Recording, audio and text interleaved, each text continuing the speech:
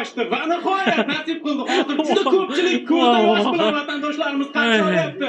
Aytingchi, futbolchilar nimani his qilyapti? Qanaqa kayfiyat? Gapira olmaydi u yigitlar vaz.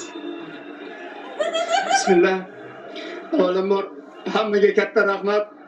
Hozir mana shu 34 yil deganingizga ko'zim yosh keldi. Chunki ko'p narsa isbotlatdi.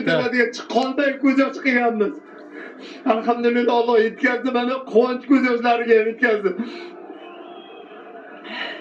O'ylaymanki, biz haqli edik bunga erishishga. Bu faqat bizlarda futbolchilarda yutuq emas.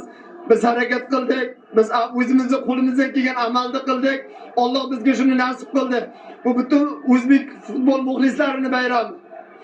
Mana shunday ulug' kunda bizni duo qilib, qo'llab-quvvatlab, bizga uzoqdan bo'lsa ham, mana shu hajlarda uzoqda bo'lsa ham davlatimiz rahbari, o'zimiz ahli ilmlar hammasi duo qilishdi. O'ylaymanki, Alloh o'shaning uchun bizlarni mana shunday ulug' bir kunda